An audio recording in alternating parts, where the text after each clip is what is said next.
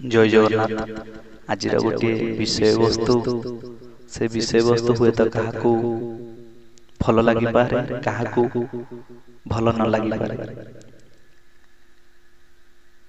कली जुगरे जेते सब आमर गुरु परंपरा रे गुरु माने आसिछंती से काहेकि आसिछंती ना मानव मानकर उद्धार करिया पई जीव मानकर उद्धार करिया पई से भगवानकर तत्व को आधार करी केंद्रित करिबा भगवानकर निर्देश रे से आसिछंती गुरु रूप रे जीवर कल्याण करिबा पई। गुरु के बेले असत गुरु होती नहीं, गुरु ही सब बेले सद्गुरु। कहीं सत श्रेष्ठ आश्रय जार उन्नति है अबाध तार। तेणु जे सतरे रहिला तार ही उन्नति हबाटा ही हेबो। किंतु जदि आमे गुरु को विभाजित करिदेबा आउ कोन करिबा ना जेमिति हमर अछि मंत्र मूलम गुरुर्वाक्य, पूजा मूलम गुरुपद, ध्यान मूलम गुरुर्मूर्ति, मोक्ष मूलम गुरुर। मंत्र मूलम गुरुर्वाक्य।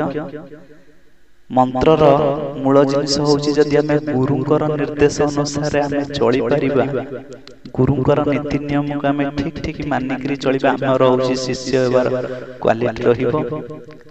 आउ से ही सब किछि पाई जाइते। माने ध्यान मूलम गुरुर मूर्ति, गुरुंकर मूर्ति को ध्यान करिबा उचित। आउ कौन पूजा मूलम गुरुपद, गुरुंकर पाद पद्म पूजा करिबा। मोक्ष मूलम गुरुर कृपा। आउ जीवर कल्याण हे जो सेतोळे ना जेतोळे गुरुंकर आशीर्वाद हो जायते। काहे कि ना एठारे भागवत कहउचंती मु बसे गुरु कर दे गुरु मोठारो भिन्न है, गुरु को न माणि बनार, गुरु ही साक्षात ईश्वर। गुरु ही साक्षात ईश्वर। तेणु भगवान गुरु रूप रे आसंती मनुष्य को उद्धार करि दिया पई। महाप्रभु श्री चैतन्य जेतोळे आसीथिले तांको पूर्वरु भी अनेक गुरु ही थिले। महाप्रभु श्री चैतन्य आसिले गोटे कोन ना गोटे भक्तिर पराकाष्ठा देखि देबा पई कली जुग रे। से कृष्ण को भल पाउथिले निजर पति रूप रे। पति माने हमर जो सांसारिक भाव रे जो पति पत्नी ना, काहे कि ना से होउची गोटे अलौकिक कथा। काहे कि ना से राधा भाव घेनी गिरी, राधा भाव को घेनी गिरी से आसीथिले। बहिरंग श्याम मोर आउ अंतंग राइया मोर, बहिरंग श्याम मोर। जेतबळे सचदेवी कहिसंती तमे कि पचारिसंती कथा प्रसंग रे, सेतबळे महाप्रभु कहउचंती कि मोर बाहरटा होउचंती श्याम माने कृष्ण, मु होउची पुरुष, मोर भीतर अंग होउचंती राधा। मोर राधा और कृष्णंकर मिलित तनु रूप रे आसी। तेणु कृष्ण प्रति अत्यंत व्याकुलित, कृष्ण को बिना ही मो जीवन निरर्थक। तेणु वृंदावन चली जिया पई जेतोळे से चाहिछंती माता सेतोळे कहिछंती ना वृंदावन गले पुओ बहुत रे रहि जो पुओर भल मंद किछि बुझि परिबनि, तो पाखा को जा नीलाचल धाम को से आसीछंती देखिछंती जगतर नाथ जगन्नाथ। से भाव विहलित हो जाइछंती। काहे ना ए कली जुग रे जगतर नाथ जगन्नाथ होउछंती ସେହି କୃଷ୍ଣଙ୍କର ପରବର୍ତ୍ତୀ ଅବତାର। ସେ ନିଜେ ହିଁ ମାନେ ରାଧାକୃଷ୍ଣଙ୍କର ମିଳିତ ତନୁ। ଏଠାରେ କଣ ଜଗତର ନାଥ ଜଗନ୍ନାଥ ହଉଛନ୍ତି ନରସାନନ୍ଦୀ ରାଧା ସରସପୁର ଲିଙ୍ଗନ ଜଗନ୍ନାଥ ସ୍ୱାମୀ ନୟନ ପଥଗାମୀ ଭବତୁ। ଯାହା ଜଗନ୍ନାଥ ଅଷ୍ଟକମରେ ଅଛି, ପୂର୍ବରୁ ଆଉ କିଛି ବି ଜିନିଷ ବି ତା ଦେହରେ ଅଛି। ଏ ଜଗତର ନାଥ ଜଗନ୍ନାଥ ହଉଛନ୍ତି ମାନେ ରସ ସ୍ୱରୂପ। କେଉଁଭଳି ଭାବରେ ଭକ୍ତି କଲେ ଭଗବାନଙ୍କୁ ପାଇହେବ, ଏଇ ଯୋଉ ଭକ୍ତିର ପରାକାଷ୍ଠା ଦେଖିବା ମହାପ୍ରଭୁ ଆସିଥିଲେ। ତେଣୁ ମହାପ୍ରଭୁ ବି ତାଙ୍କର ଶିଷ୍ୟ ଗଣ ବି କରିଦେଇ ଯାଇଛନ୍ତି। ସେ ଶିଷ୍ୟମାନେ ତାଙ୍କ ସେଇ ହରିନାମକୁ ବିସ୍ତାରିତ କରିଛନ୍ତି। ଏଇଭଳି ଭାବରେ ସମସ୍ତ ଗୁରୁମାନେ ସେ ବୈଷ୍ଣବ ଧର୍ମରେ ହେଉ, ସନାତନ ଧର୍ମରେ ହେଉ ବା ଅନ୍ୟ କୌଣସି ସମ୍ପ୍ରଦାୟଗତ ଭିତରେ ହେଉ ନା କାହିଁକି, ଗୁରୁମାନେ ଆସନ୍ତି ଶିଷ୍ୟମାନଙ୍କର ଉଦ୍ଧାର କରିବା ପାଇଁ, ଜୀବର ଉଦ୍ଧାର କରିବା ପାଇଁ। ଶିଷ୍ୟ କେତେବେଳେ ସେ ହେବ ନା ଯେତେବେଳେ ସେ ଗୁରୁଙ୍କର କଥାକୁ ମାନି ଚଳିବ। ଗୁରୁ ଯଦି କହିଛନ୍ତି ଇଏ ଭଗବାନ, ଗୁରୁ ଯଦି କହିଛନ୍ତି ରାଧାକୃଷ୍ଣ ହଉଛନ୍ତି ତମର ଇଷ୍ଟ, ଗୁରୁ ଯଦି କହିଛନ୍ତି ମେଣ୍ଢା ଗୋଟିଏ ଇଷ୍ଟ, ଗୁରୁ ଯଦି କହିଛନ୍ତି ପଥର ତୋର ଇଷ୍ଟ, ତାହେଲେ ତାଙ୍କ ଆଜ୍ଞାକୁ ନିହାତି ମାନିବା ଦରକାର। ଆଉ ଯଦି ଆମେ ନ ମାନିଲେ, ଗୁରୁଙ୍କ ଭିତରେ ସେହି ଭଗବାନଙ୍କୁ ଦର୍ଶନ କରିବା ବହୁତ ଭଲ ଜିନିଷ। ଗୁରୁଙ୍କ ଭିତରେ ଭଗବାନଙ୍କୁ ଦେଖିବା ଆହୁରି ମାନେ ଗୋଟେ ଉଚ୍ଚ କୋଟିର ଭାବର ଲକ୍ଷଣ। ପ୍ରାୟ ଲୋକମାନେ ଦେଖନ୍ତି ଗୁରୁଙ୍କ ଭିତରେ ପରମ ବ୍ରହ୍ମ ଭଗବାନଙ୍କୁ ଦର୍ଶନ କରନ୍ତି। ଆଜି ଜଣେ ମୋର ଗୁରୁ ଭାଇ ଯେମିତି କଥା ହଉଥିଲେ କି ମୁଁ ତାଙ୍କ ଭିତରେ ସବୁ କିଛି ହିଁ ଦେଖିଛି, ମୋର ସଦ୍ଗୁରୁଙ୍କ ଭିତରେ ସବୁ କିଛି ଦେଖିଛି, ତାଙ୍କ ଛଡା ସଦ୍ଗୁରୁ ଆଉ କେହି ନାହାନ୍ତି।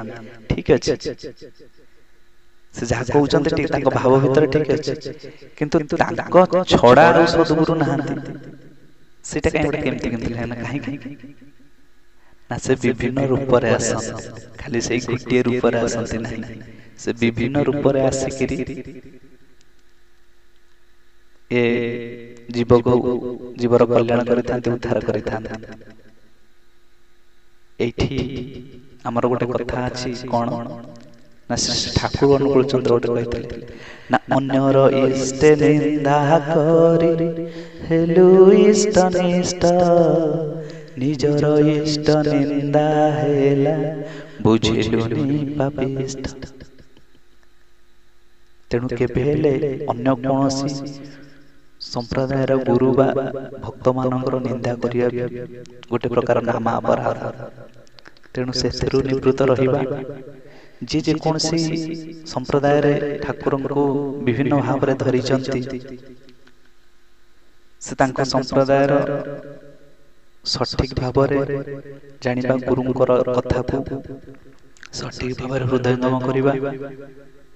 କାହିଁକିନା ଏଇଟା ହଉଛି କହିବାର ଜିନିଷ ନୁହେଁ, ଏଇଟା ହଉଛି ଅନୁଭବର ଜିନିଷ। ସେ ମତେ କହୁଥିଲେ 7 ଦିନ ତମେ ଧ୍ୟାନ କର, ଅଭ୍ୟାସ କର, ତା ଭିତରେ ଦେଖିବ ତମେ ସବୁ କିଛି ପାଇଯିବ। ଆଜ୍ଞା 7ଟା ଦିନ କଣ ନା 7ଟା ବାର ଅଛି। ରବିବାର ବାରମ୍ବାର ଆସିବ, ସୋମ ମଙ୍ଗଳ ବୁଧ ଗୁରୁ ଶୁକ୍ର ଶନି ଏସବୁ କ୍ରମାନ୍ୱୟରେ ଆସିବ। ତେଣୁ ଇଏ କଣ ହଉଛି ନା 7 ବାର ମାନେ ପ୍ରତ୍ୟେକ ଦିନ। 7 ଦିନ ମାନେ ଆମେ 7ଟା ଦିନକୁ ହିଁ ଭାବୁଛେ, କିନ୍ତୁ ଜୀବନରେ ପ୍ରତ୍ୟେକ ମୁହୂର୍ତ୍ତରେ ପ୍ରତ୍ୟେକ ଦିନ ଆମେ ଯଦି ଭଗବାନଙ୍କର ନାମଟିକୁ ଅହରହ ମନନ କରିବା ନା କଣ, ଯେମିତି ଆଜି ଆମେ ଶୁଣୁଥିଲେ ବା ଅନ୍ୟମାନେ ସମସ୍ତେ ଜାଣିଛନ୍ତି, ସାଂସୋଁ କି ମାଲା ମେ, ଶ୍ୱାସ ଦ୍ୱାରା ପ୍ରାଣବାୟୁ ଅପାନ ବାୟୁକୁ ଯେମିତି ଆମର ଭାଗବତ ଗୀତାରେ ବି କୁହାଯାଉଛି, ଭଗବାନ ଯେମିତି କହିଛନ୍ତି 2 ଭ୍ରୁଲତାର ମଧ୍ୟବର୍ତ୍ତୀ ସ୍ଥାନରେ କେନ୍ଦ୍ରିତ କରି ଭଗବାନଙ୍କର ରୂପ ଧ୍ୟାନ କରାଯାଏ। କାହିଁକି ନା ସେ ରୂପ ଧ୍ୟାନ ବଳରେ ହିଁ ଗୋଟେ ଆନନ୍ଦ ମିଳେ, ଆଉ ମନୁଷ୍ୟ ସବୁ କିଛି ଜ୍ଞାନ ହିଁ ପାଇଯାଇଥାଏ, ଯାହାକି 7 ଦିନ ନାମ ଧ୍ୟାନ କଲେ ଯେମିତି ପରୀକ୍ଷିତ ମହାରାଜ ପରୀକ୍ଷିତଙ୍କ ପାଖରେ ଥିଲା 7 ଦିନ। ଆଜି ଆମର ଗୁରୁ ଭାଇ ବିଜୁ କଥା ବି କହିଲେ ତୁମେ 7 ଦିନ ଭଗବାନଙ୍କର ନାମ ଧ୍ୟାନ କର, ବହୁତ ବଢିଆ କଥା। କିନ୍ତୁ 7 ଦିନ ନାମ ଧ୍ୟାନ କଣ ଆମେ ଏମିତି ନାମ ଧ୍ୟାନ କରୁଥିଲେ ବି ଆମର ହେଇପାରିବନି ନା, କେମିତି ହବ? ଯଦି ଆମେ 45 ମିନିଟ୍ ନାମ ଧ୍ୟାନ କରି ଆମର ଆଜ୍ଞା ତାଥିରୁ 1 ମିନିଟ୍ କି 2 ମିନିଟ୍ ଧ୍ୟାନ ଥିବ। ବହୁତ ଲୋକ ମାଳା କରନ୍ତି। ମାଳାଟା କାହିଁ କରାଯାଏ ନା, ମାଳା କଲେ କଣ ନା ମନକୁ ଧୀରେ ଧୀରେ ଆମେ ବାରମ୍ବାର ଲଗେଇ ଚାଲିବା ପ୍ରଭୁଙ୍କ ପାଖରେ। ତେଣୁ ମୁଖ୍ୟ ଜିନିଷ ହଉଛି ଆମର ମନ କେଉଁଭଳି ଭାବରେ ଭଗବାନଙ୍କର ଶରଣାପନ୍ନ ଓ ସେଥିପାଇଁ ଗୁରୁଙ୍କର ଆବଶ୍ୟକତା ଅଛି। ନା ସଦ୍ଗୁରୁ କିଏ? ନା ଯିଏ ସତ୍ ମନ୍ତ୍ର ପ୍ରଦାନ କରନ୍ତି, ଯେଉଁଥିରେ ଜୀବର ହିଁ କଲ୍ୟାଣ ହେଇଥାଏ, ସିଏ ହଉଛନ୍ତି ସଦ୍ଗୁରୁ। ସିଏ ହଉଛନ୍ତି ଦୀକ୍ଷା ଗୁରୁ। ଆଉ ଯେଉଁମାନେ ଶିକ୍ଷା ଦିଅନ୍ତି, ଏଇ ଜିନିଷଟା ଏମିତି ତିଆରି କରିବା, ସେଇଟା ସେମିତି ତିଆରି କରିବା, ଆମର ସାଂସାରିକ ନଲେଜ ସବୁ ଦିଅନ୍ତି, ସେ ହଉଛନ୍ତି ଶିକ୍ଷା ଗୁରୁ। ଇଏ ହଉଛନ୍ତି ଆଧ୍ୟାତ୍ମିକ କ୍ଷେତ୍ରରେ ଆମର ଜୀବର କେଉଁଭଳି ଭାବରେ କଲ୍ୟାଣ ହେବ, ସିଏ ହଉଛନ୍ତି ସଦ୍ଗୁରୁ। ତେଣୁ ସେଇ ସଦ୍ଗୁରୁଙ୍କର ଶରଣାପନ୍ନ ହବା, ଭଗବାନଙ୍କର ନାମକୁ ମନନ କରିବା, ଆମ ଜୀବର କଲ୍ୟାଣ ସାଧନ ହେବ। ତେଣୁ କୌଣସି ସମ୍ପ୍ରଦାୟ ଧର୍ମ ପ୍ରତି ଆମେ ବୈରଭାବ ରଖିବାନି, ଗୁରୁଙ୍କର ଆଜ୍ଞା ମାନି ଚଳିବା, ସେଥିରେ ଆମର କଲ୍ୟାଣ ହେଇଯିବ।